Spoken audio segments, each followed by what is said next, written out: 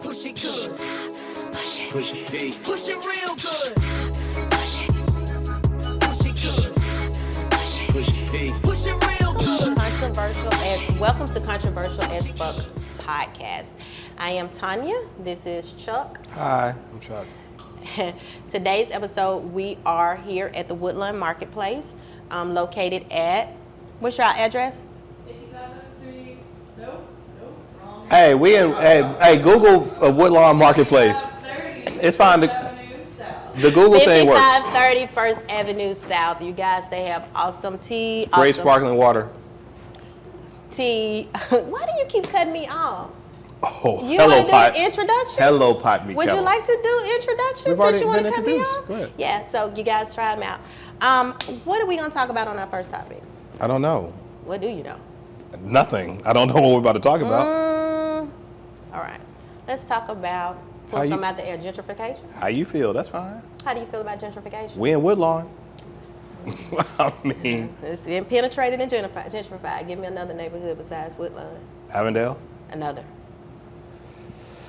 Remember, I'm not from Birmingham, so like, I'm not gonna know historical things. But Are they in- trying to do something in Rosedale too? Rosedale?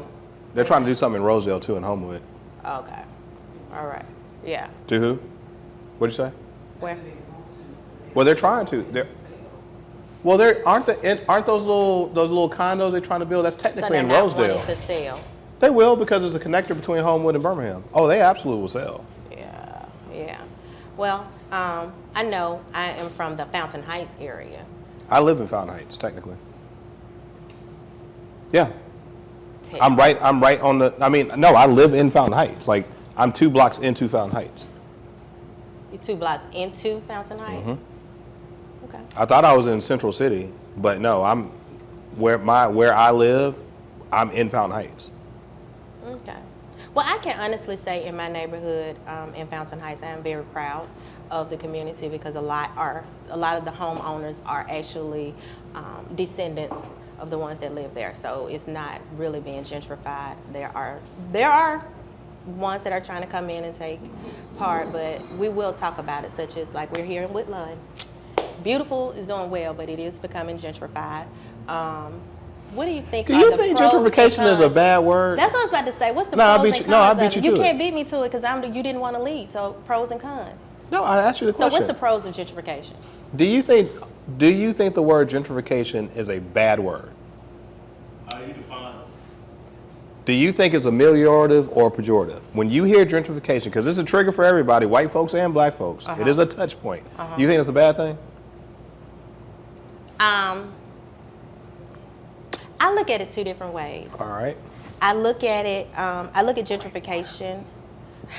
I look at gentrification as when it comes to it, if it is heavily populated by, if it was once a black neighborhood where the homes were once like $3,000, and then it turns into a white neighborhood where the homes are now $300,000, I literally get upset with my community more before I get upset with the white community. Why? Because we tend to forget the value of what we have and we lose it. And once it's gone, now we're feeling some type of way about it. So what happens if you're also able to stay in that neighborhood and your property value has now increased as you went from whatever? Then I'm all for you. Okay, I'm all hands on. That's it. That's the only way that I would be upset is when we don't understand the value and we lose it. We give it away for pennies, for it to be flipped over and turned into thousands. I mean, What if you benefit from it? If you benefit from it, so gentrification to you is all about whether or not somebody is beneficial to a particular black people, like black people. I feel like gentrification. No, I mean, I feel like gentrification is an issue when those that were once there lose that property and it's turned over and become way more than what it was. The value increases when you could have done the exact same thing.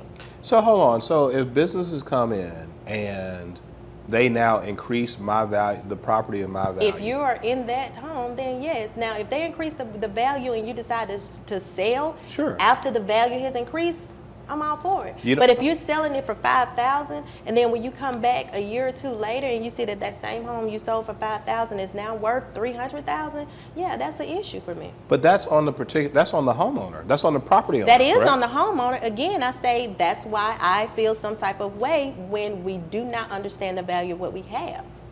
I specifically said that, didn't I? So is not really, not that way. But so is gentrification? I'm Is sorry. it neutral? Tell me how you want me to respond. No, I don't. I want you to respond how you respond. So do you think it's neutral and it's just outcome based?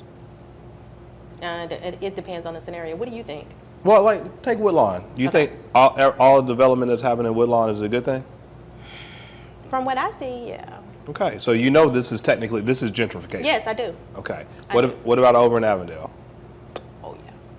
That's also gentrification. What did you ask me? What am I saying yeah to, though? What's the question you Wait, asked? why you just respond? Oh, no, I wasn't. You said Avondale, and I was responding to Avondale like, oh, yeah, it's heavily gentrified. But Right. Do you think that's a good thing? I mean, what do you mean as far as it a good thing? On what? What is a good thing for who? From whoever the resident, do you think that the residents of Avondale have benefited from the property owners of Avondale? Do you think they've benefited from this Avondale Renaissance? The So- property owners of Woodlawn, do you think that they've benefited from this? So again, if they kept their property and it increased, yes, they benefit. If they kept their property and it increased and they sold it at the increase, yes, they benefit. Okay.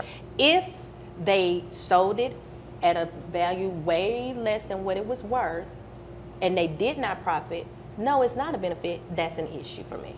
But why is that an issue? Because They didn't know. Again, I will say, because you're asking me the same question and want me to answer it a different I'm way. not. You're asking me the same question and want me to answer it a different way.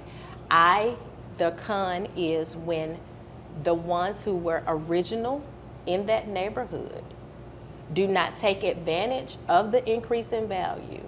That is an issue for me. But if they take advantage of the increase in value, that's not. So gentrification as a whole, just as a concept, you don't have a problem with it. You have an issue whether or not somebody was able to benefit from it. And if they were able to benefit from it, gentrification is great. But if they were unable to benefit from it because of lack of education, lack of foresight, then that's a problem. Correct? What's your pros on gentrification? No, you didn't answer my question. Okay, but I've answered it. And at this point, we spent 5 minutes on me answering questions. I'm bouncing back to you. On gentrification, You what's your just said pro? it. Property value increase, tourism increases, it's good for everybody. Right. What is, let me see how I can put this question. With You gentrification. didn't answer my question, by the way, but go ahead. That's fine. With gentrification. When you watch this again, you'll be like, I didn't actually answer his question. What was the question? No, go ahead. No, because you're going to keep talking about the I'm question. not. I'm listening to you. What was the question? No, what's up? What are you asking me now? About gentrification? You asked me the pros. What's the con? So this is what you haven't said, and this is what people don't say. If there is a mass movement to displace an entire neighborhood and come in, what happened in Manhattan? Because you ain't talking about that. I use these two specific examples for a reason. In Manhattan, they got everybody out. In Dumbo, they got everybody out. There are places all over the country where they have, without any sort of forewarning, they came in and swooped up property from people, got them out, displaced people en masse, and then came back in, and then it was cool for a different population to come back in. That's a con, because at that point in time, then that neighborhood no longer has any character. It's like a manufactured city. Okay, same thing that happened in Atlanta. So It's the sentiment behind which it's happening, right? it's the what? Sentiment behind which is Exactly. they try to take advantage, capitalize off of something that somebody does not know. Right. You know, It- really, It's my issue with when people, gentrification is just this trigger. Like everybody thinks, oh my God, it's so bad. But like, it's screwing over black people all the time. Like that's just not true. Like you have to go back, you got to look at it, not in a case by case, but sort of like a wholesale neighborhood by neighborhood, focus by focus. If people are intentional in bringing in businesses, but they also want to continue to have the character of like the neighborhood surrounding it, which I think is what's happening at Woodlawn, that's a good thing. If you want to completely wipe out everybody that's currently living in this place, the businesses that are there, and then like replace the neighborhood with a totally different demographic, that's a whole different conversation. Well, can we add something else onto that? Yeah, whatever you It's want just to. like, yeah, when you say that they come in and do that. But I also, another scenario for me is when they come into it and say, I want to help. But, and they do help those that decide to stay. But when you see opportunities, say it's an empty house or this, instead of giving that opportunity to someone in the neighborhood, that organization decide, oh, we got a little piece, let me do something with that. Instead of it, like actually giving it back to the neighborhood, you see a way to monetize off it yourself and take from it. I feel like that's another thing. Instead of just, you can do some, but in the same, if there are 10, 5 should go back to the neighborhood, and you can keep 5 for yourself if that be the case. But if you're taking all 10 of these opportunities instead of actually giving back to the neighborhood, I feel like, yeah, that's a way of, that's a con of gentrification. That's sort of what I just said. Okay, Because well, if you take all 10, like that means you're wiping out everybody. Right. So Or taking advantage. right, but I also don't know. I mean, here's the deal, man. Like businessmen are they want to make money, right? So like, Yeah. I don't know that they're not looking at black and white all the time. Sometimes they're just looking at green. But I just look at it, if you're coming in and you see an opportunity where you can monetize off of something, big thing is financial literacy.